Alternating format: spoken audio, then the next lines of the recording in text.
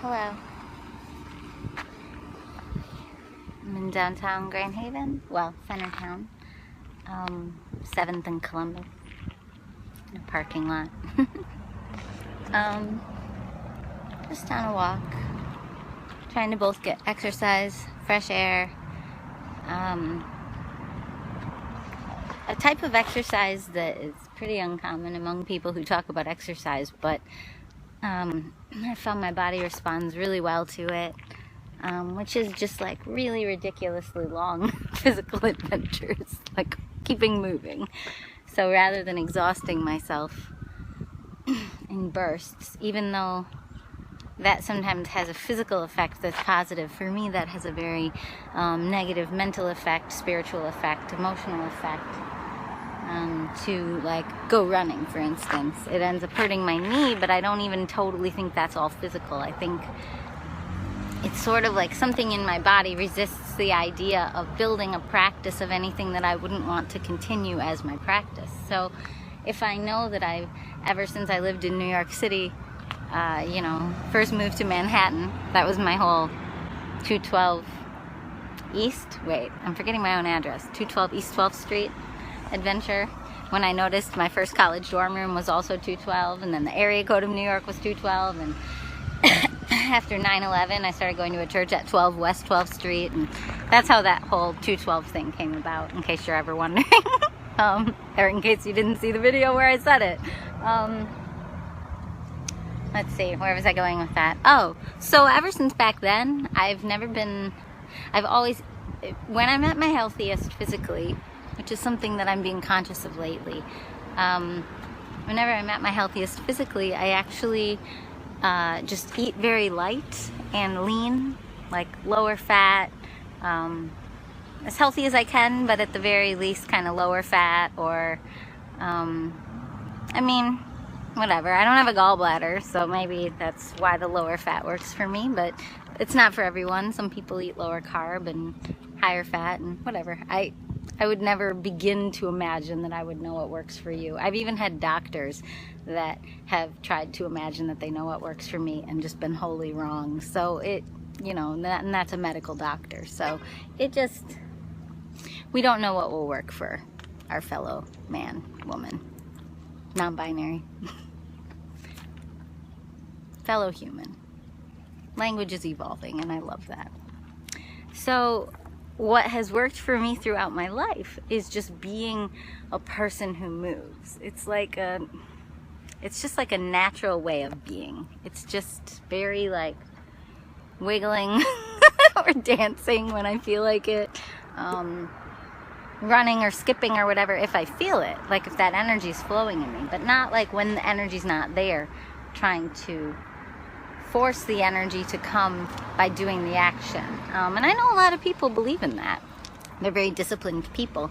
That type of self-discipline usually creates a backlash in me that's led to my eating disorders, that's led to really toxic, strict thinking with myself that kills my songwriting or kills my creative flow. So something that I have come to love is like 4-hour walks. Now, you have to have a lot of time free to use this method, but if you are someone who struggles with like anxiety or depression and has a lot of time free, like say you get done with your work and then you just have all this time free and you're anxious, like this is a good option, because when you're moving your feet, it's a little harder to be anxious. Your eyes are constantly seeing different sights. You're not lost in social media, unless you're a YouTuber like me, but this isn't the same as at night or just sitting on a couch after, like say I'm trying to journal, but I'm just not feeling it, and I just start browsing social media, and then I start getting comparative, or I start getting judgmental of myself. I usually don't get judgmental of you, people I'm seeing. I usually get judgmental of myself in contrast to you. But for some people, that feeling and that experience of getting judgmental of yourself in contrast to others, for instance, if others look like they have it so great, for some people, getting judgmental of yourself after observing others causes you to then judge those others. Well, they must be blah, blah, blah, or they're probably not happy, or maybe this, or it's probably fake. And I understand that that's how people are, how humans can be, because I think I've been like that before. But that's your own negativity fountain then. you're going to become a fountain of negativity for yourself. So the way I look at it is, if other people are making me feel, if by observing other people in my social media I feel connected, informed, interested, curious, love, any of those types of feelings, then it's a positive in my life. And that's how social media can be a positive, because I think it's lovely that we're more connected now. But if I'm feeling those other emotions, and it's a day-to-day thing, it's not like one person always feels this way from social media and another person has these experiences always from social media, so this person should use it and this person shouldn't use it. It's like, I think a lot of therapeutic kind of formalized websites or people, therapists, I see a lot of that sort of delineating in the world. Not as much as I used to be honest, which is nice. The world seems to be becoming a little more fluid and understanding of the systems and how the systems affect us differently during different times in our life, during different moods in our lives. I don't mean to bash therapy. There's obviously a million benefits. So, but I think our own inner compass is often like our own therapist, so long as our compass is working. And I think sometimes the confusion can come from trying to rewrite our own inner compass based on what other people are telling us. And so if your compass tells you social media is healthy for me sometimes, it helps me not lose touch with the social reality and the fabric of what's going on in the world, and just getting rid of it completely would actually make me less healthy. If that feels true for you, then that is true for you. Because what feels true for you is what's true for you, unless it's a thought pattern that is leading you into some sort of rabbit hole. How can I say this? I don't know why I'm trying to like help you today. I'm not better than you. I'm not above you. I'm not more wise than you. I guess I'm trying to point everybody always to their own inner wisdom. I don't even know how I got on that. Oh, why I take 4-hour walks sometimes. So for me, conventional wisdom around exercise doesn't work because it makes me have bursts of like effort that kind of like, I don't know how to describe it, short circuits my system. I was going to say saturates, but I think short circuits is more accurate. Oh, see? Center town, downtown, waterfront, all things that way, not the way I'm going. I'm actually going, I really like these streets over here. This one's Fulton. There's a laundromat I used to go to. Had a friend meet me there on a bike once. He lived down that way. Yeah, Fulton's a cute street. The downtown is that way, but also that way. So I'm like 6 blocks from the channel. And yeah, one of the best restaurants in Grand Haven. I'm about to walk past. It's called Righteous Cuisine. There's also a spin-off of it called Righteous Barbecue, and that's in the Grand Armory Brewing location. So if you ever want to get a craft brew, Grand Armory Brewing is my second favorite for that. My first favorite is Odd Side Ales, but both of them are great. That's why I can't be a fundamentalist, because if I've learned that gluten doesn't work great for my body, but then I know I like beer, then I'm not going to be like, never again. Because I've done that. I spent years in 12-step programs trying to help somebody.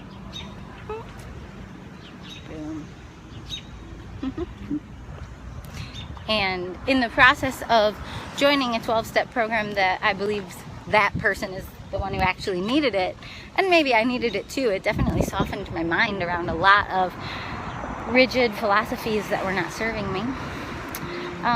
But in the process of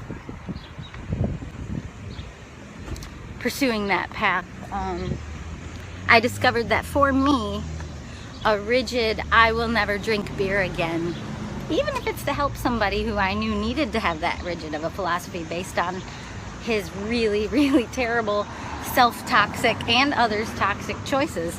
But it wasn't my job to do that for him, and yet I made it my job because that's what I've always done. And that's why I shamed myself inadvertently just now for trying to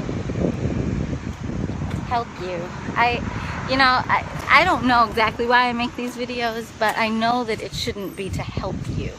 Like, you're you, I'm me. I don't really know what you need. I can't know what you need. It's not possible. because you're one person watching it, and now maybe 5 minutes earlier, or 5 days, or 5 weeks, or even 5 years earlier, someone else was watching it, and you two are very different people. Even if I only had 2 followers, you two are very different people with very different problems. Felt like I stepped on a nut, but it was lots of rocks. Oh, I'm on my favorite street now. Well, I just like the name of it, Elliott Street. But also, the houses are very old on this street. Like, they've been around since maybe the beginning of Grand Haven. Maybe not all of them, but a lot of them. Not this one, obviously. But as you get closer to the water, which is about 6 blocks, I think. Oh yeah, I'm at 6th Street. I'm coming up on 6th Street. So yes, 6 blocks. So anyway, I'm out for a walk. It might be like a 4-hour walk because I have the time, because my Mondays start later than my other teaching days. And it's kind of intentional. The other thing I don't do on Mondays, so I'm a second shifter, but my Monday mornings, I used to book so when you're a second shifter, your mornings are free, right? And I use my mornings in my work pants, pajama pants, to journal, to write, to dream, sometimes to work on projects like music editing or whatever, but it's all very dependent and very fluid. The same way if I were running a business that was my singer-songwriter life, I would leave it fluid, other than if clients need you. And so I've learned how to craft my real business, my my piano and songwriting lessons business is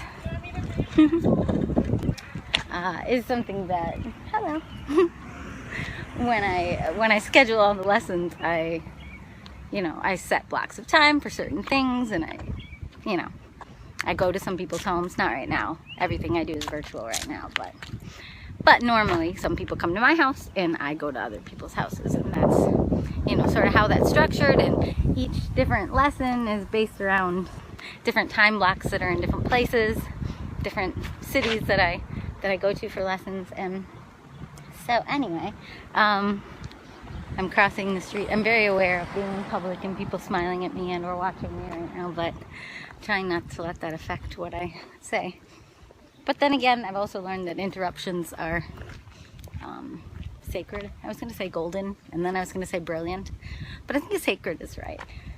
I don't think we're supposed to live in the world without interacting with anybody, and that's why someone like me, who's as introverted as I can be, it's important that I use social media, because otherwise I would sort of accidentally disconnect from everyone, like living on a mountaintop, like an ascetic, like a nun. That house is cute. This house is cute. So that's an example of an old house that's been redone. Got some eagle griffin in front of it. I love it. Anyway, I tend to trust that if I lose my train of thought, that it's not meant to be. I definitely recommend smelling flowers. They don't all have good smells. I used to not like the smell of daisies. They were too earthy smelling, but they were my favorite looking flower, like white daisies. But now I like the smell of them too.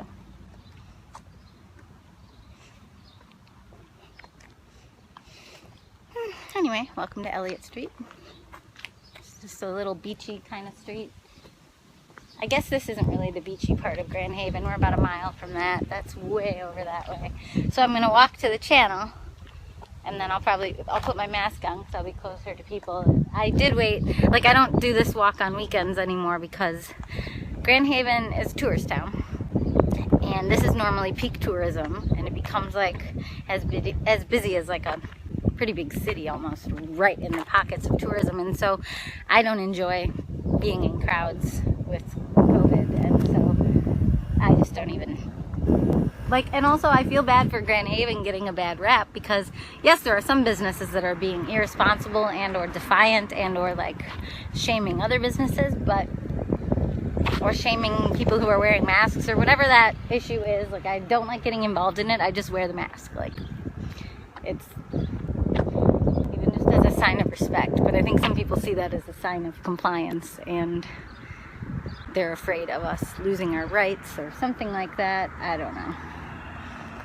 It's all very confusing. It feels all very self-serving, because then on the flip side, protests are being like shut down and people are being whisked off the streets by like secret police or something, and I don't hear that same side that feels like masks are stealing their rights complaining that like secret police not allowing protests is stealing your rights. Like America is incredibly complicated, and it is full of incredibly,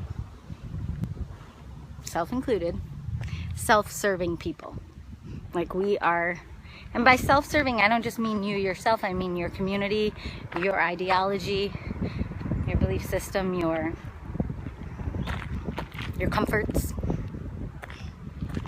And I'm not totally against America for it. I actually really love living in this country because I love the concepts and the ideals of a sort of melting pot. But I certainly don't like how this country was built. I don't like anything related to Black, Indigenous, people of color being either mistreated or ignored on topics that, it's like social media, a huge downside of it is like information is more available. And I mean downside in terms of creepy social order. Like a huge downside of it is that now that we have access to information, Black Lives Matter. Silence becomes betrayal. Speak up. Black Lives Matter. Say it louder.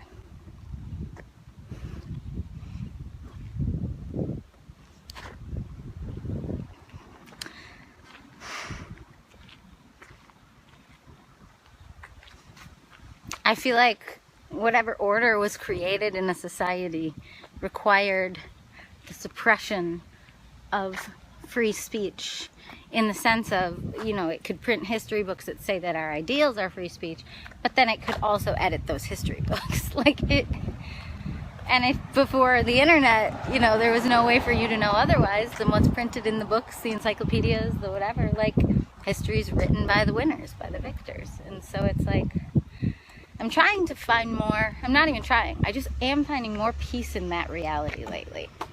That doesn't mean like I like it. It just means it is what's true. And it will continue to be what's true. Try to imagine a reality where the people who lose write the history book. I'm serious. Even if the polls flip. No kidding. I'm not trying to correlate New Age wisdom with Black Lives Matter versus whatever the other side is. I guess white supremacy.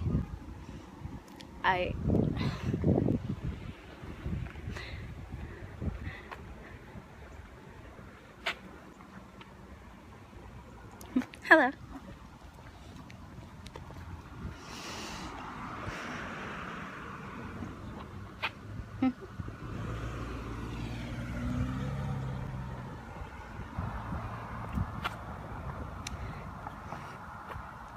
Anyway, Elliott Street and 4th. Oh, so that was my favorite block, and I didn't talk about it. That's 4th, between 4th and 5th. Just old little houses. Old big houses. I mean, big to me. I've never lived in a house until I was this old. Well, 4 years ago, we moved into our house. But like, our house looked really small from the outside. But then we went inside and we felt like we were in a little Alice in Wonderland house, and like there were secret rooms or something, and I don't know, we just loved it. It's very magical to us. We found out later that the basement floods, and so a whole third of the house kind of became useless, but I mean, it doesn't flood a lot, but actually sometimes it does. Too much that you can't really keep much down there. We used to have band practice down there. We do shows down there, but it's like a knock on wood kind of thing, hoping that it won't flood, because if it floods and we had to have it all in our kitchen, or not kitchen, living room. Our living room is kind of tiny. It's one of the downsides of a Cape Cod house. Anyway, where was I going with all that? I don't know. A lot of things. So I'm walking downtown to the channel because it's a Monday and I don't want to be, and I'm still going to wear a mask, but I don't want to be near a bunch of tourists. Oh, just that I feel bad for a city, no matter how much there are. I mean, in big cities, even cities that seem progressive, there's all kinds of corruption there too. So sometimes towns like the one I live in get a bad rap just because we're tourism related, which is like money related. But councilman. I don't know. I mean, a small town like this kind of has to be tourism related to develop and grow, which is very similar to like what a city does, and how much criticism they get every time they go and gentrify and pump money into something to improve it. It's like taking over what's already there with money. It's very complicated because I am attracted to that's too big of a topic. I don't quite feel comfortable talking about that yet. Let's just say that on most issues, I fall almost squarely in the middle. The only issue I don't fully fall squarely in the middle is one that's maybe related to, say, like Black Lives Matter. I don't think both sides on that topic have equal and valid points. I think it's more a communication issue that's happening. I think that the reason the All Lives Matter campaign sprung up is because, yes, of course, all lives matter, and they were making like a technical point, but like they weren't understanding the motivation for such a movement, like at all. Like what? You don't need rich people's lives matter. Like, you don't need that. Wealthy people matter. Like, duh. We get it. You think you matter, and because you have money and means, you get to show us that. And I don't even like to envy rich people because, A, I know a lot of rich people, and B, it's complicated, but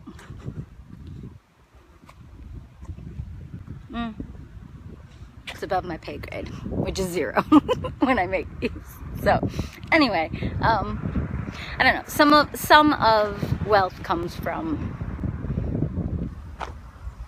Some of it comes from shady stuff, no doubt, but some of it comes from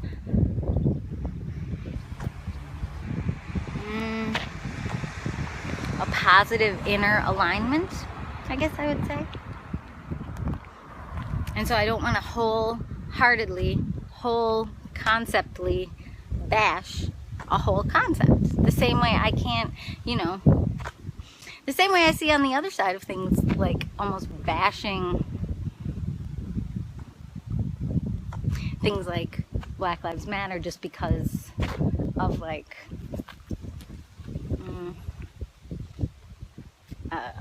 gang violence, for instance. Which could be of any race, but I'm just saying, like, I've seen the way people try to like wholly dismiss something that has the potential to be deeply beneficial to all of society, and yet they maybe are wholly dismissing it because of one example. Like, well, I witnessed this one shooting. It's like, yeah, okay, let's talk about all the systemic ways that all of that comes about. And then this is where the most amazing thing just happened. I was feeling unsure about talking about something particular, and I really like that yellow house. And I was feeling unsure, and then I went to talk about it despite my uncertainty, and then my video just cut out. Big fan of, I don't know, universal guidance, whatever that is. Well, thanks for coming on a walk with me. I'm gonna piece these together, I guess. Maybe I'll show you little clips of things as I go, rather than just keep rambling through the whole walk. I wrote a song already over by that parking lot. I've been doing a new thing. Sorry, really cool birds. Well, I don't need to tell you my songwriting process lately, but it's a little different, and it's been nice. Well, I guess I'll say it. I mean, it's simple. It's that because of the 365, went through a phase of recording everything I wrote. And I think prior to that, a long time ago, especially childhood. But even in my 20s, living in Chicago, I think I didn't record everything in the old days. And I would write or script things or just allow myself to have dreamy, sacred times that weren't recorded from a songwriting perspective. Obviously, I have dreamy, sacred times all the time, but a lot of times nowadays when I want to write a song, I always press record and just expect myself to like perfectly write something, and perfect by my standards. And then of course it doesn't work, but I don't get hung up on it. I just maybe don't put that one on an album. I just kind of enjoy the flow. But recently I've been letting myself write one song unrecorded, then 3 songs recorded, and then ending with 1 song unrecorded. So now, I used to always write in 3 song bursts, but I would record them all. And they're all in my hard drive as far back as like 2008. All these little 3 song bursts. But I always tended to like just one of the 3, the best, or at all.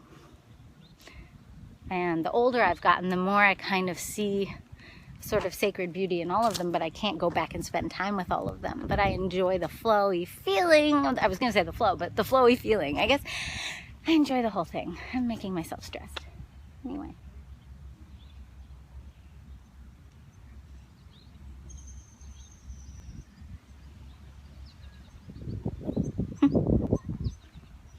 Very nice to be outside and on a walk, and this is slower than I normally go. Maybe that's why I'm getting stressed, because I'm already downtown now and I haven't really been I've been walking really slowly, and it's fine.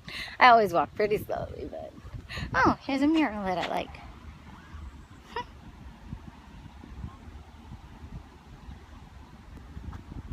Some of it's by Reb, which that was a really cool thing.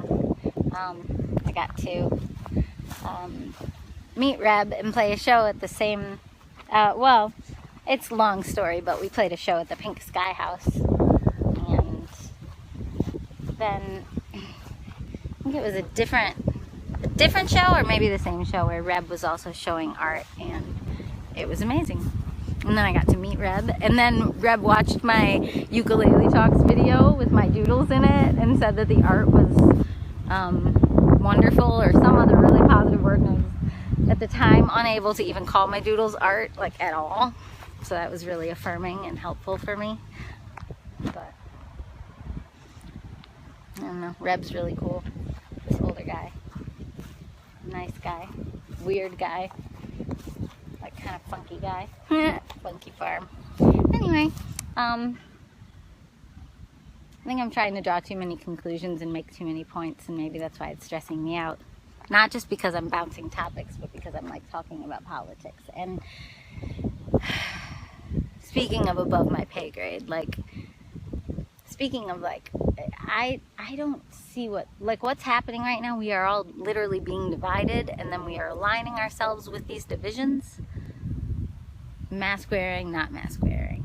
Business is doing this, business is doing that. Like, it's just getting so pervasive how much everybody is dividing and aligning that, like, the middle ground is becoming controversial. And it's where I genuinely feel aligned. And it's not because I believe everything's right on both sides. Oh, that's where I was going. I was talking about, like, there are some topics where I clearly skew quite liberal or quite progressive. Like the topic of, like, being yourself, like having your own flow, like following your own approach to fitness, or your own approach to well-being, or your own approach to spirituality, or your own approach to any of that. Like, someone who's a little bit more rigid or by the book would not believe in that. So, like, that is, by its very nature, by accepting all, that skews me liberal, because I don't think there are some aspects of the more conservative or moderate side that doesn't believe in that same kind of everyone's identity is equally valid kind of thinking. Like, when it comes to maybe like LGBTQ stuff, for instance. Whereas I obviously skew very hard on the everyone's identity is equally valid. I think where I skew a little more moderate is by completing that sentence with, but I maybe don't want to hear about it. And what I guess I wish more conservatives knew how to do was say, Like, part of accepting all is accepting that I, with the values I have and the being that I have and how I approach life, I might not want to be about it or hear about it. And sometimes that's considered like okay in extreme versions, like Quakers. Quakers aren't expected to like follow all the news and support and speak out correctly. Quakers are understood to be Quakers. And for some reason there's this hatred, and I think it's a pinball thing or a ping pong table thing.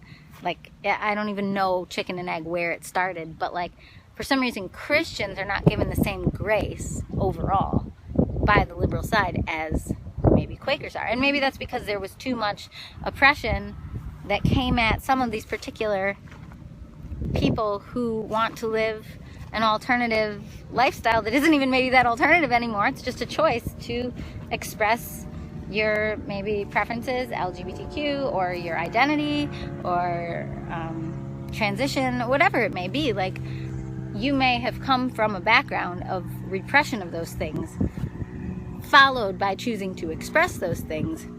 And the repression, at least from what I can see in this country, almost always came from some sort of conservative or Christian ideology.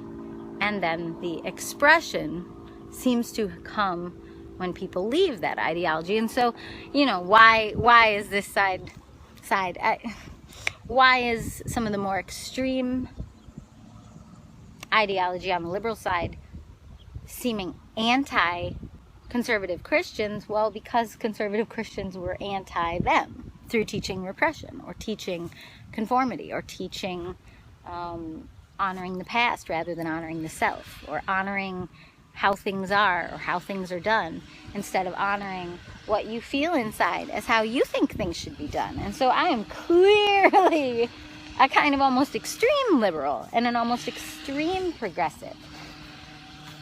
And I know that. I do. And I'm not against that. I understand that when it comes to this idea of embracing all variety for the uniqueness and the beauty that it has, that I actually feel like that's more aligned in some ways with like even Jesus's teachings. Because like the way things have been done might be setting up tables and selling things inside the temple. That's an example of the way things have always been done. And defying it, following Jesus, for instance, could be like flipping the tables over and being like, no, this is not good. This is not following God. There's a butterfly. Hi, buddy. Buddy. B-U-T-T-Y. Or I-E. Anyway, I think that, and that's the point I see a lot of liberals making about conservative Christian ideology, is like, but it's not actually similar to Jesus. It's the status quo, or it's protect our own and our own people and our own ways of thought, and it's exclusive and exclusionary. So I guess as much as I want to say I'm a middle grounder, I think what it is I'm clearly a liberal and I'm clearly progressive ideologically, and I'm not embarrassed of that. I just don't understand the yelling. No, I'm kidding. I don't understand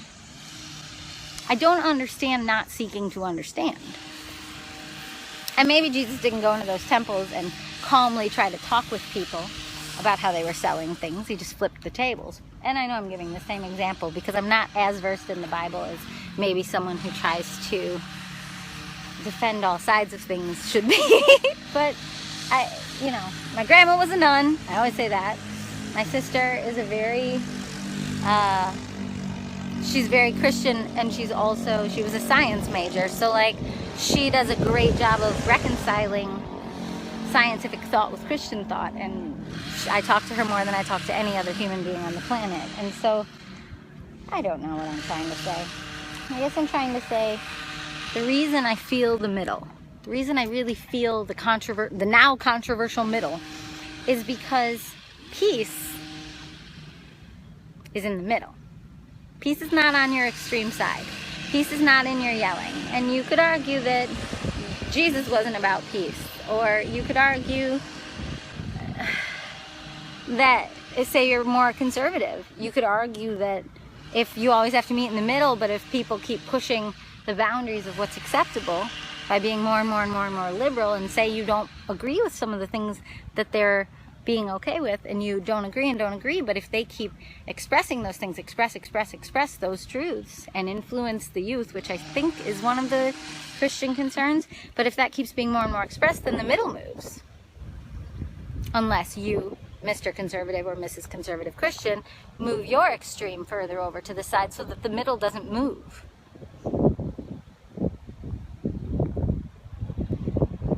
I don't know. I don't know why I'm so drawn to always figure out the mysteries of the universe and share them with you. I'm not full of myself about it at all. I think I'm guessing a lot of the time. Or I think I don't know something until I say it out loud. Like, I don't have any idea if the point I'm making will resonate. Like, I know that this video is causing me anxiety, but I know that other videos I've made have caused me anxiety, but then later I went to watch them and I was like, holy crap, that idea, that thought train was really helpful. Like, to future me. That's why I make these kind of. I mean, I know that there are a few people who get something out of these videos, but I've lost interest in holding on to, like a vice grip, some sort of hope for that. Like, I don't need this to be something that is for everyone. I don't even need this to be something that is for anyone other than me. YouTube is a great organizing platform. I organize all my stuff. I've got videos everywhere that I can check in on if I'm ever getting lost, or if I'm trying to understand something years later, the way that I read my old journals to understand weird chapters of my life when I've made decisions that felt like forks in the road and I chose one fork and I don't understand why I chose it. Then I can go back and read that journal and I can be like, aha, and I literally have a very stereotypical aha moment every time that happens. I had a moment like that in early 2016 where I chose to stay here for Brian because he had a job that was a really great opportunity, and I knew it was good for his resume, and he's younger than me, and so I knew that that type of resume building is important, and that I had luxuries of time invested in things that had built certain resume builders that he didn't have yet. And so I just felt like, you know what, he's right, this is a really good opportunity. And so I stayed here not knowing what here was to me. There was no Lady Fest yet. There was one time playing at Lamplight. There was no Earthwork Harvest Gathering performances. There were no house shows yet. There was no living together yet. There was nothing. All I had here was a tiny apartment with no bathtub, and I loved baths, and had just left a job I didn't, that wasn't a right fit for me, and had left it maybe 6 months earlier than I should have financially, to build my own piano studio. But then I suddenly also had a lot of time free because my studio wasn't full yet, and I just had a lot of time free in early 2016 to think through, like, well, what am I doing? You know, it was a very big fork in the road. Like, what am I doing? Is this what I'm trying to build with my life? Was I trying to stay in Grand Haven, Michigan with my life? And the answer was no. So then it was very confusing because I wanted to stay to be with Brian, and I had no other ideas of where to go other than maybe if I had moved by family, but that felt similar to staying by someone you love. It doesn't feel that different to move by other people you love. It's especially because they've all moved so much. Like, had I moved closer to my sister, and then 2 years later they had moved to Colorado, and maybe I was back in Chicago, and then now they're in Colorado, then I'd just randomly be in Chicago again. And it, you know, I think in my life I've often moved for people, and that's why it was weird to stay for someone, but it would have been equally weird for me, for the type of person I am. It would have been equally weird to just throw a dart at a map and just go there. That would have been very weird. I'm like stepping over really big weeds that are full of bumblebees or biting flies of some kind. Very strange. They look preoccupied with the flowers, so I think I'm okay. Anyway, so I'm not really a throw a dart on the map kind of person and just move there. I didn't want to just move somewhere and just be alone and make all new connections, because as maybe you've noticed from me, either from following my music life or maybe you know me personally, but I don't really build relationships where I go. Sometimes they happen in my organizations, but I'm usually contented with my very close relationships and my students, like my work life, and then my sort of private, sacred singer-songwriter life, and then like playing shows and having acquaintances and stuff. So I guess I just didn't see in 2016 like what kind of network I would build somewhere else. Cloudlight didn't exist yet back then. Yeah, so it was like a real fork in the road, and I chose, okay, well, I'll make a giant festival on the lakeshore, Lady Fest at the lakeshore, and then and grow from there. And you know, it was a way to kind of ground myself here. I don't know why I'm keeping us by this. Oh, I do know why. I'm keeping us on this field because I left a weird memory here years ago, and I'm giving it a new memory. Hi, stompy little field, stomping over weeds. I do that all the time, by the way. If you have a negative memory or negative energy in a place, or even not negative, just a confusing one, or one that maybe every time you drive by a place you just think that one memory, that one experience, you can never like block that out. Go ahead and try, but it doesn't go away. Trying to make it go away will actually make it stick stronger. So I can't tell you how many times in my life I have gone to the place of a memory that's bothered me and just spent a real intense amount of presence there. Like some of the anxiety I'm feeling right now is because this is intense presence for me, and it moves very quickly, and it's almost too much for me to handle.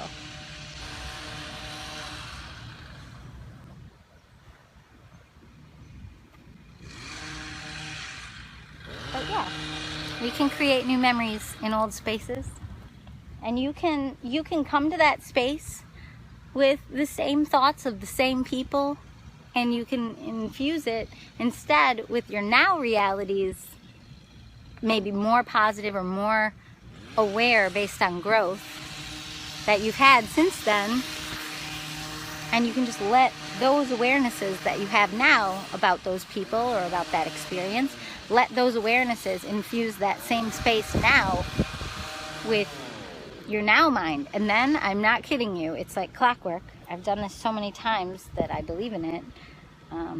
If you then future now, drive by later, it's called later, you will feel the memory now of the new memory kind of overriding or joining with the old memory, the sad memory. And it's almost like that yin-yang symbol, like flow. Like, this is how my energy has upped so much. My mental energy, mainly. Or my awareness energy, or my presence has upped so much over the years because this process has led to me not resisting things as much. Like, if I had a really, really bad experience somewhere, then you go back there either to reflect intentionally on that or to create a new memory. I don't recommend doing it though with unaware, unsuspecting people. I have done that before where I like brought people somewhere under the premise of one thing, like, oh, we'll just have fun here at this beach. Like, as if my secret motivation isn't to write a new memory over the top of a place like where I, like, for instance, forced my ex, who was really dysfunctional, to like propose to me using a ring I handed him. You know, like, that was a really sad memory, and that really ruined a particular beach. And whenever I would drive by or even anywhere near that area, which is why I used to want to move away, I didn't want to have memories like this all the time. And then to like almost manipulatively get people to go there with you without telling them that that's your secret reason, like, that's not good. Go there by yourself, or if you go there with someone, tell them why you're doing it. Tell them, I would like to have a new memory here that's positive. And I used to think that that accidentally brings up the old thing. Some people believe that you're like remembering the old thing, that you're making the old thing stronger. But I promise you, if you're thinking about it, it's strong. If you can't stop thinking about it, or if you can't drive near that space without remembering it, it's already strong. You can't make it stronger by telling someone the truth of it, telling someone you would like to not be thinking about only that every time you go near that, telling somebody, I would like to have a new memory here. Do you want to be part of this new memory with me? Because they might say no. They might be like, dude, that's complicated. That's about your ex. That's above my pay grade, which is 0. You know, you're not paying them to come with you. not like you can bring your therapist everywhere, or your spiritual guru, or your counselor of any kind. I mean, I don't know. This is probably why I believe in solitude so much, and I believe in all this time I spend by myself writing songs or making videos, which is like kind of like me writing unedited books. That's what I'm trying to do. I'm trying to pass on to either my future self or to anyone who needs to see this, which I believe if someone needs to see this or see me or learn from what I've learned and distilled through me, that they will find these. And maybe currently I'm too convoluted for very many people to find me useful, and that'd be okay. That's where I learned to kind of let go. Because I was saying really negative things about myself mixed in with all these positive things I was sharing. And I don't really want to put that in the world, and I feel that God and the universe and the Holy Spirit and everything kind of protected me from that. Because I was creating a kind of toxic version of myself wherein I wanted to believe that I was really useful to myself or to others, but then I also was putting myself down all the time. And that's learned. It came from fear of seeming arrogant or like I was enjoying my own life. Or fear of not being like my peers when people would talk about having kind of chronic, debilitating issues or anxieties or depression. And, you know, when I would hear about that, feeling like I had some sort of solution that no one was interested in. But it's like, well, I also wasn't really selling it well because I don't think I have come off very clearly in the world. I think I've been all over the place. I just found this rock, but I don't even know that it almost looks painted. Maybe there was a building torn down right here. I'm gonna put this one down. Well, let's go to the channel. Maybe I'll stop this.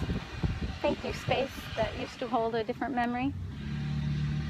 I don't need to be angry or sad about that memory anymore.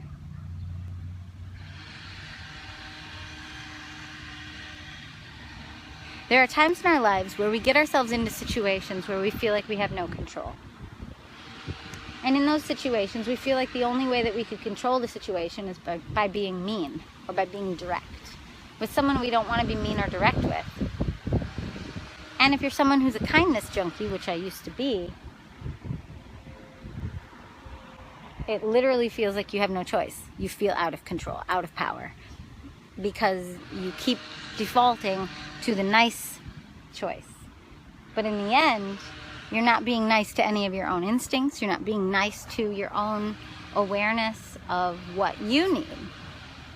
And I've gone down so many paths in my life where what I needed and what I thought would be best was not honored or chosen or respected in the end, and I went along with things for others, for their growth and for their needs. And I don't want to disown my past. That is what I did. I believe we all do it in different ways. It is what I did, but it is not the phase I'm in right now. So the reason that I live so much more solitary or just with a few close influences and friends is because I'm way more in tune with what's right for me now. And I was in tune even a decade ago, but I was ignoring it. And I was ignoring it because I didn't want to be alone or lonely. I'm very grateful to have a partner who understands how much space I need and who also needs a lot of space himself.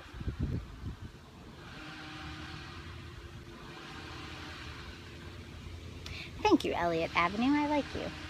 I thought it was Elliott Street, but this says Elliott Ave. That is a weird thing all over Grand Haven. I think avenues versus streets, like one gets more funding from the city or something weird, and so then streets went changing their names to avenue, or I don't know. That's an old wives' tale I heard from somebody. I don't even know if the phrase old wives' tale is offensive, but it probably is, so I don't know what to say. It's an old tale. Well, there's some thoughts. Let's continue the walk.